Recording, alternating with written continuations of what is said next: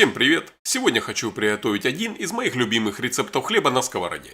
Это ржаной хлеб на закваске. Рецепт очень простой, готовится без духовки, но при этом хлеб получается максимально полезным. Беру 360 грамм воды комнатной температуры и выливаю в миску, в которой будем замешивать тесто.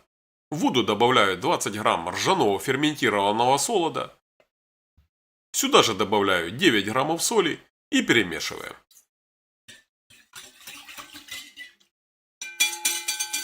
Через сито просеиваю 500 грамм ржаной обдирной муки. Немного пересыпал, поэтому отбираю лишнее назад. Не ленимся и обязательно просеиваем. Мука в пакетах слеживается, а при просеивании мы дополнительно обогащаем ее кислородом. Далее замешиваю тесто с помощью лопатки и домешиваю уже рукой. Очищаю лопатку от теста и далее, как я сказал, мешу рукой.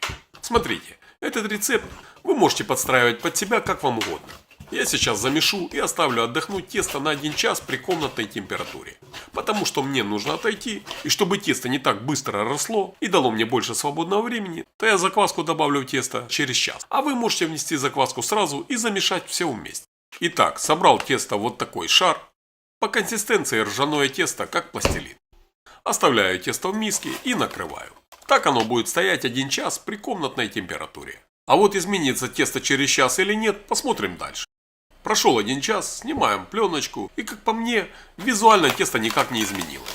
Вот такими движениями слегка растягиваю тесто и далее уже добавляю в тесто ржаную активную закваску. Вот такая пористая, красивая и сильная закваска нам нужна. Закваски нужно 150 грамм, а если у вас нет такой закваски, ссылку на рецепт оставлю в описании под видео. А также вы можете заказать уже готовую закваску, которой я даю инструкцию, как за ней ухаживать.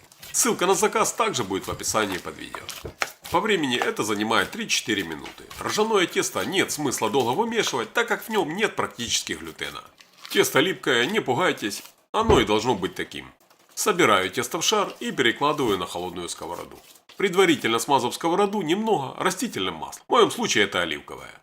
Размер сковороды, на которой я готовлю хлеб, я оставлю в описании под видео. Далее несильными нажатиями разравниваю тесто практически по всей сковороде. И смочив немножко руки в воде, заглаживаю тесто. Это очень легко сделать, попробуйте и убедитесь сами. Так, мне нужно, чтобы тесто увеличилось где-то в 2 раза.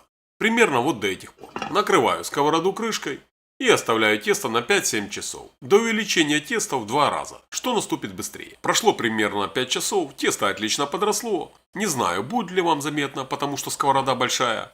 Накрываю крышкой и ставлю сковороду на маленький огонь. И готовлю с одной стороны на таком маленьком огне где-то 30-35 минут с накрытой крышкой. Для того, чтобы перевернуть без проблем хлеб на обратную сторону, на вот такую тарелку наливаю немножко оливкового масла и смазываю всю ее поверхность, чтобы хлеб не прилип к ней. Кладу ее на хлеб сверху и переворачиваю.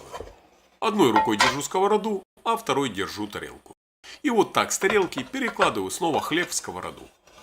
Накрываю крышкой и готовлю так еще где-то 15-20 минут на том же маленьком огне. Выключаю огонь, хлеб приготовился уже. Перекладываю хлеб на решетку, чтобы он остыл и стабилизировался.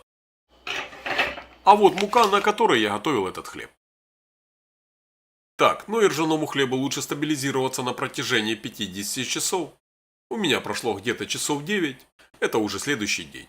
Вот так выглядит хлеб на сковороде, как по мне он идеален. Лично мне очень нравится этот рецепт хлеба на сковороде. Ну и давайте разрежем и глянем, какой он внутри. Отлично, мелкопористый, как и положено ржаному хлебу. И не думайте, что если хлеб на сковороде, то он не так хорош по качеству. Он точно такой же, как из духовки. Просто способ выпечки иной. Вот и все. А если хотите, чтобы хлеб был немного выше, просто возьмите немного уже сковороду. А вот что мне помимо вкуса нравится в этом хлебе. Это вот такие нарезанные небольшие слайсы этого хлеба. Красота. Намазываю на свежий хлеб сливочное масло, пару слайсов помидора. Все это дело присолю. Ну и обязательно попробую. А что сказать? Результат ожидаем. Очень вкусно. Так что пеките хлеб на сковороде, поставьте лайк, подпишитесь и прокомментируйте. А также становитесь спонсором канала.